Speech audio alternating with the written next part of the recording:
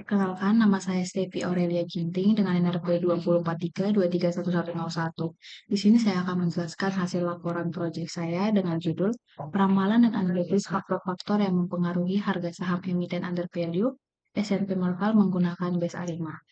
Untuk latar belakang, peramalan atau forecasting merupakan metode untuk memprediksi kondisi masa depan berdasarkan pola historis dan sangat penting dalam analisis keuangan karena membantu memahami pergerakan harga instrumen investasi termasuk saham.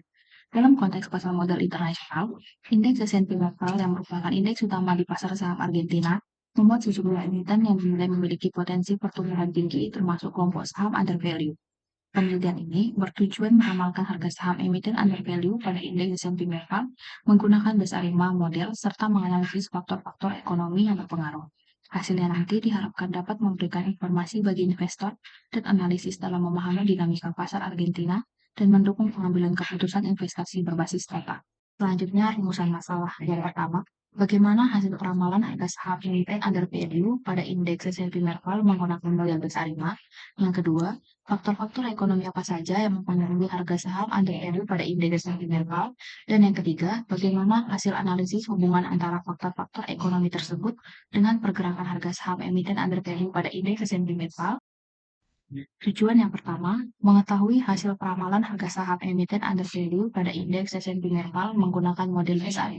Yang kedua, mengidentifikasi faktor-faktor ekonomi yang mempengaruhi harga saham emiten under value pada indeks S&P Merval. Yang ketiga, menganalisis hubungan antara faktor-faktor ekonomi tersebut dengan pergerakan saham emiten under value pada indeks S&P Merval. 4. Yang dapat diperoleh dari penelitian ini adalah memberikan pemahaman kepada peneliti maupun pembaca mengenai penerapan peramalan harga saham menggunakan model base A5, serta cara menentukan model peramalan dari waktu yang paling optimal. Penelitian ini juga bermanfaat untuk memperlihatkan hasil peramalan harga saham emiten under value pada indeks S&P Merval serta memberikan informasi mengenai faktor-faktor ekonomi yang mempengaruhi pergerakan harga saham tersebut. Selain itu, penelitian ini dapat menjadi acuan bagi investor dan analis pasar dalam memahami dinamika pasar modal Argentina dan mendukung pengambilan keputusan investasi berbasis data. Bab kedua, metodologi penelitian. Yang pertama, ulasan singkat portofolio optimal. Cara memilih portofolio optimal yang pertama, menghitung detail ekspektasi tiap aset. Yang kedua, menghitung matriks kovarian antara return aset. Yang ketiga, menentukan tingkat bebas risiko sesuai sumber data. Yang keempat, semua kombinasi bobot bisa menggunakan optimasi kontinu. Yang kelima, menghitung Sharpe ratio. Yang keenam, memilih bobot UE yang memaksimalkan Sharpe ratio bobot dapat dibatasi. Dan yang terakhir, implementasi menggunakan optimasi kuadratik untuk menentukan bobot optimal secara numerik. Selanjutnya, daftar saham yang masuk. Setelah portofolio optimal ditentukan berdasarkan Sharpe ratio tertinggi, hasilnya akan memberikan daftar emiten penyusun portofolio optimal yaitu TGNO4, TGSU2, METF, TRAN, COME, dan PALO. Lalu, bobot portofolio optimal masing-masing saham juga didapatkan setelah portofolio optimal dipilih beserta expected return optimal, risiko portofolio, dan Sharpe ratio tertinggi. Selanjutnya ada metode A5. Model A5 digunakan untuk meramalkan data deret waktu dengan memadukan 3 komponen utama. Yang pertama, autoregresi, yang kedua, moving average, yang ketiga, differencing. Model ini bekerja dengan memanfaatkan nilai masa lalu, error masa lalu, dan data yang sudah distasionerkan melalui differencing untuk menghasilkan prediksi yang lebih akurat. Kriteria pemilihan model A5 yang pertama ada autocorrelation function, yang kedua partial autocorrelation function, yang ketiga ada key information criterion, dan yang keempat ada Bayesian information criterion. Sumber data yang digunakan merupakan data sekunder yang diperoleh melalui website Yahoo Finance, Investing.com, IDXYD, dan Trading Economy. Data yang digunakan dalam menganalisis harga saham adalah periode 15 November 2015 sampai 15 November 2025. Untuk struktur datanya seperti ini. Langkah analisis yang pertama, menetapkan kembali emiten yang membentuk portofolio optimal JHPM berdasarkan hasil penelitian sebelumnya. Yang kedua, mengumpulkan serta menyiapkan data harga penutupan saham harian. Yang ketiga, melakukan analisis awal terhadap data deret waktu melalui visualisasi pergerakan harga dan pola. Keempat, menguji tingkat stasionitas data menggunakan uji ADF. Yang kelima, menerapkan proses diferensi apabila data belum memenuhi asumsi stasioner. Yang keenam, menentukan kandidat model A5 dengan menganalisis pola ACF dan PACF. Yang ketujuh, melakukan estimasi parameter untuk setiap model A5 yang terbentuk. Kenapa menyeleksi model A5 terbaik berdasarkan nilai fungsi DBIC terhadap. Yang kesembilan, melakukan peramalan harga saham untuk periode 30 hari mendatang. Yang ke-10, menyajikan hasil peramalan dalam bentuk tabel dan grafik, lalu menginterpretasikan pergerakan tren serta implikasinya terhadap portofolio optimal. Untuk diagram alurnya sendiri seperti berikut. Selanjutnya bab 3, analisis dan pembahasan. Yang pertama, portofolio optimal. Dapat dilihat bahwa Ada tabel JAPM dan APT.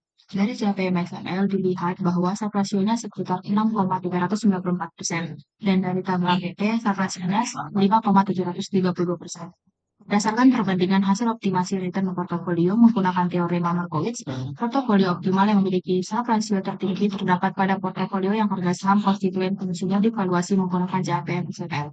Portofolio tersusun atas konstituen dengan kode saham TGNO4, TGSU2, METR, PAMP, TRAN, COME, dan VALO, tetapi karena bobot PAMP 0%, PAMP tidak termasuk penyusun portofolio optimal. Tabel berikut menunjukkan daftar konstituen penyusun portofolio optimal, meliputi sektor, kode saham, nama konstituen, dan bobot saham konstituen di dalam portofolio optimal yang akan dilanjutkan untuk diprediksi harga sahamnya menggunakan model deret waktu ARIMA. Selanjutnya, prediksi harga saham menggunakan pemodelan deret waktu ARIMA. Yang pertama, time series plot data historis harga saham harian dalam kurun waktu 10 tahun. Berikut adalah plot dari time series data historisnya. Secara keseluruhan, histori harga saham harga konstituen penyusun portofolio optimal tidak mengalami fluktuasi yang berarti pada 7 tahun pertama, tetapi sejak 3 tahun belakangan, harga saham menunjukkan fluktuasi yang jelas. Histori harga saham cenderung tidak stasioner secara min maupun varian.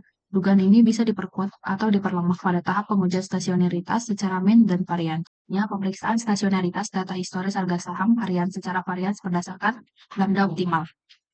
Dari tabel tersebut dilihat lambda optimal memeriksa data histori harga saham perlu ditransformasi agar stasioner secara varian. Lambda optimal seluruh data histori harga saham tidak sama dengan 1. Perlu ditransformasi menggunakan lambda optimal agar stasioner secara varian. Itu pemeriksaan stasionaritas data historis harga saham harian secara min menggunakan uji augmented Dickey-Fuller. Untuk hipotesisnya, H0, data historis harga saham harian TGNO4, TGSU2, COME, METR, TRAN, dan VALO dalam kurun waktu 10 tahun tidak stasioner secara min. K1-nya, data historis harga saham harian TGNO4, TGSU2, COME, METR, TRAN, dan VALO dalam kurun waktu 10 tahun stasioner secara min. Untuk taraf signifikansinya 5%, daerah krisisnya yaitu H0 ditolak ketika statistik uji ADF lebih besar dari nilai kritis ADF atau p-value lebih kecil dari alpha. Dari tabel tersebut dapat dilihat bahwa hasil pengujian stasionaritas secara min diputuskan menolak hipotesis awal karena statistik uji absolut lebih besar dari nilai kritis absolut, yang artinya data historis harga saham harian tidak stasioner secara min sehingga perlu didiferensiasi agar stasioner. Pengujian stasionaritas secara varian setelah mendapatkan nilai optimal lambda dan secara min menggunakan uji Dickey-Fuller memperkuat dugaan dari deskripsi visual time series plot bahwa data historis harga saham konstituen penyusun portofolio optimal tidak stasioner secara min dan varian, sehingga perlu dilakukan transformasi menggunakan nilai optimal lambda dilanjutkan dengan diferensiasi agar data stasioner. Selanjutnya, pemeriksaan fungsi autokorelasi dan autokorelasi parsial data historis harga saham yang telah transformasi dan didiferensi.